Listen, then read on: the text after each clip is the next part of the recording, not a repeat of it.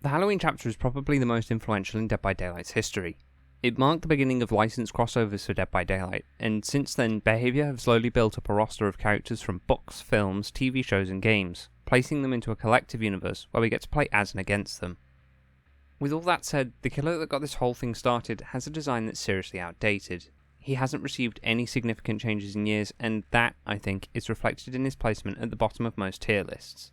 Today I want to present a rework concept that would streamline this killer's experience by reducing the setup, buffing the payoff, and reworking the majority of his add-ons. All this in hopes of making the killer something more than a walking meme and an OP add-on.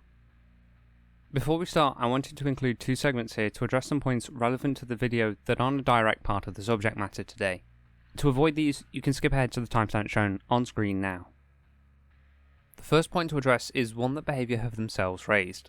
Behaviour have stated that they see no issue with this killer given his kill rates. Now, dear viewer, I could make an entire video picking apart the phrase, "we're happy with the kill rates," but that's a video for another day. For now, I'll keep it brief. First off, this killer can secure kills effectively, though that doesn't make him well balanced. The exposed effect of tier 3 means that a player can very effectively camp by 99ing their stalk and sitting near a hook, similar to the cannibal with his chainsaw.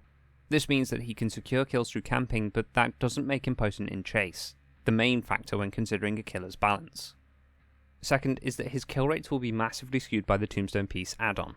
This add-on allows the killer to kill a survivor without ever hooking them. This, in essence, is the same as tunneling someone out of the game.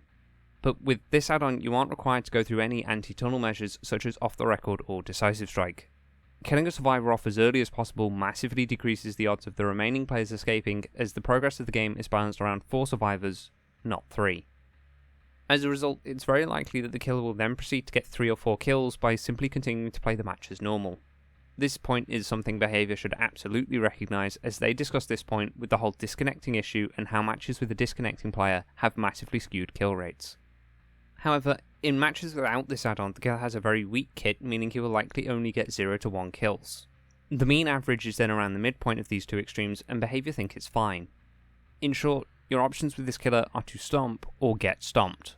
Not fun for whoever is on the receiving end of the boot, and this is something I'm hoping to address with this rework concept. Another quick segment before we get started. This rework is different to the ones I've done before, and so the formatting of the video may be slightly janky. Rather than proposing changes to the current system, I've simply ripped out the old systems and installed a new one that has the same themes. Presenting these ideas then is slightly more difficult, and I can only apologise if the video is unclear in places. Now, enough of the rambling, I can hear you say, get on with it. My pleasure. The first part of this killer's power is the setup. At the moment it requires that you stalk survivors in order to level up into tier 2, and then tier 3. At this point you can then finally begin chasing survivors. There are several problems with the current setup system as I see it. First is that the time taken to set up is unnecessarily long. The 3-tier system is basically pointless, as you only want to chase survivors in tier 3. Leveling from tier 1 to tier 2 simply adds an extra setup time to the start of a match, the point at which all killers are at their weakest. The second problem is that you have no ability to pressure survivors during your setup phase. Other killers like Oni and Hag will be able to injure survivors whilst they're setting up their power. This in turn buys back some time, as survivors will need to heal.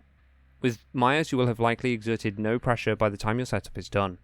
This makes the lengthy setup even more painful, as it gives survivors pure time to work on generators at basically no cost.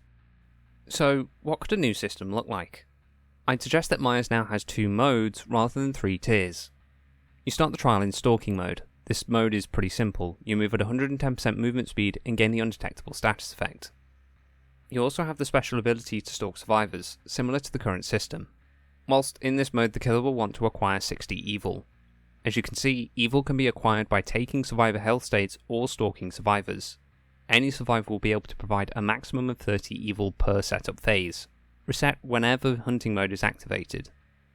This means that you'll need to acquire evil from at least 2 sources per setup. Once you fill the power gauge, you will have the ability to manually activate hunting mode. This new system would solve a number of issues: reduce setup time, increase pressure during setup, and not needing to 99 your stalk and then accidentally activating it too early and the survivor has all that distance and you'd normally last longer than 60 seconds. It's just... Anyway, the point is that this new system would streamline the setup experience and make the killer far more threatening during the setup phase of his power. So, you've filled the power gauge. Now what? The current payoff for activating tier 3 is pretty pretty lame if we're being honest. You get to one-shot people, you have a slightly increased lunge, and get a 15% faster vault speed. These buffs are so minor you may as well just be an M1 killer. All that setup and your performance is comparable to the Legion, a killer with basically no setup. This all feels a little underwhelming for horror's most iconic killer. So how are we going to improve upon this aspect of his power? Well, after filling the power gauge and holding the active ability button, you will activate hunting mode. This will trigger a brief animation, after which you gain a whole host of buffs including the following: a 32 meter terror radius, 115% movement speed, break and damage things 15% quicker, vault things 15% quicker, gain 50% longer lunges, recover from successful basic attacks 40% quicker, all survivors suffer from the exposed status effect, and you gain a new ability called elimination. Performing certain actions will drain a fixed amount of evil, and when the gauge reaches 0, you will return to stalking mode. This, in essence, means that the Shape is no longer bound to a 60-second timer, and instead is able to use his power for as long as he has evil remaining. With these changes, I think that the payoff to your effort would be far more impactful. Some bonuses have been buffed and others added in order to increase the threat posed by this killer during his hunting mode. Elimination, as you can see, is a new ability granted to the Shape. Whenever you're standing over a survivor that's on death hook, you can kill them with a quick animation. This action will refund 30 evil and essentially extend the duration of your current hunting mode.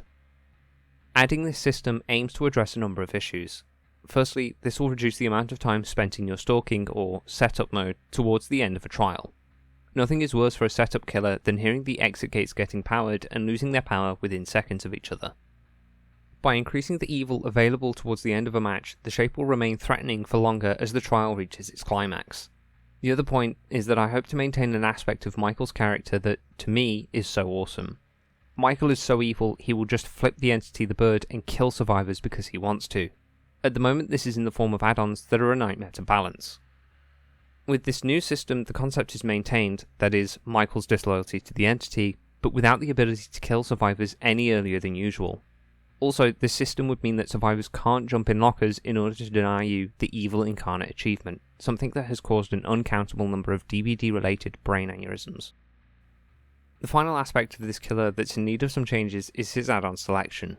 At the moment most of his add-ons are between bad and worse, the tombstone piece is way too OP, and many add-ons have repeating effects. Simply put, he needs a complete overhaul to his add-ons in order to consolidate effects, adjust their capabilities, and make them compatible with the new system as I've presented it.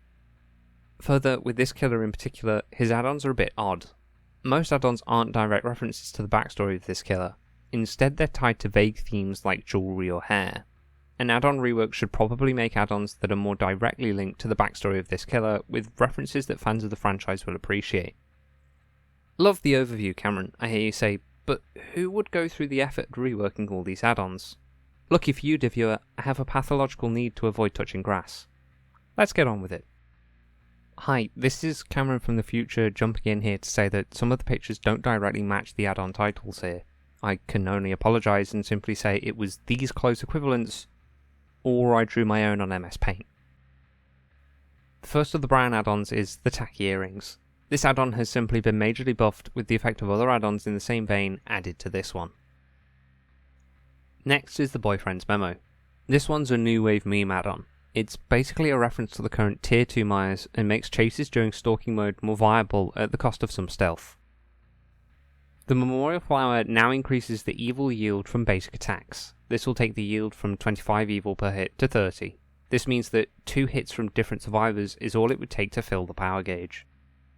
The Jack-o'-lantern is the first of the new add-ons. This one reduces the time taken to activate hunting mode by 0.75 seconds, taking it from 2.5 seconds to 1.75 seconds. Useful if you get the drop on a survivor. Starting off the yellow add-ons is the Knitting Needle. This one simply reduces the duration of pallet stuns during hunting mode. The Mechanics Wrench is another new add-on. This one doubles the regression applied by kicking a generator during hunting mode. Now though, it incurs a small cost. The Car Keys simply reduce the cost of inflicting dying by 33%. This takes the cost down from 15 evil to 10. The Stolen Rope grants evil for hooking a survivor. The evil granted is based on which mode you're currently in.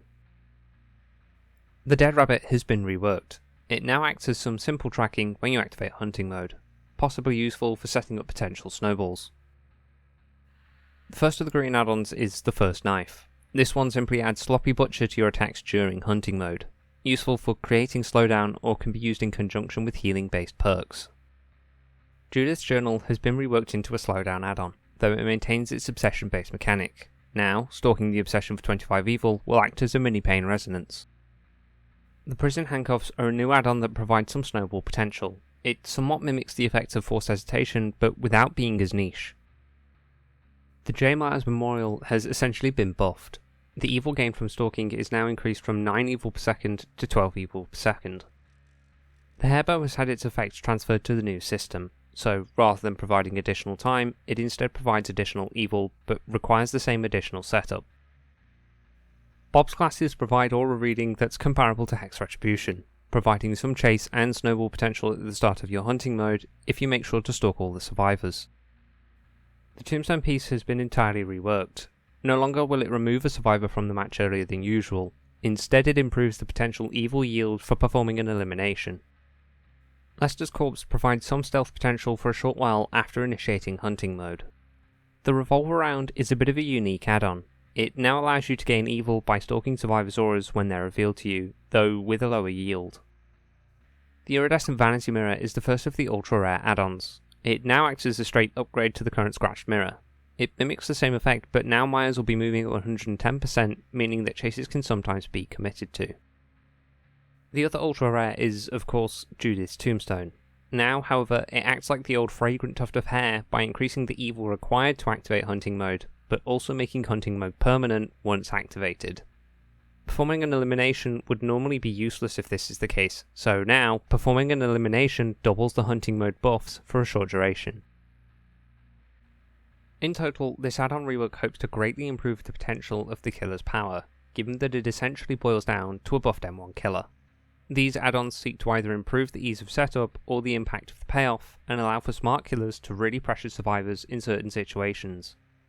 Overall, I believe that an add-on selection such as this would allow for a variety of playstyles and encourage players to experiment with different synergies, making matches more intense and unpredictable. That's it for this one. I've tried something a bit different for this video. Rather than talking about changes, I've simply presented a new system for refining the killer's power. Let me know what you think. Leave a comment, send an email, make a forum post and send a link. Whatever your ideas are, I want to hear them. I don't make this video to declare my ideas as gospel, I just hope to maybe inspire some conversations. By discussing our ideas and putting them together, we can get that bit closer to making DBD the best version of itself. Thank you very much for watching, dear viewer, and I hope to see you in the next one.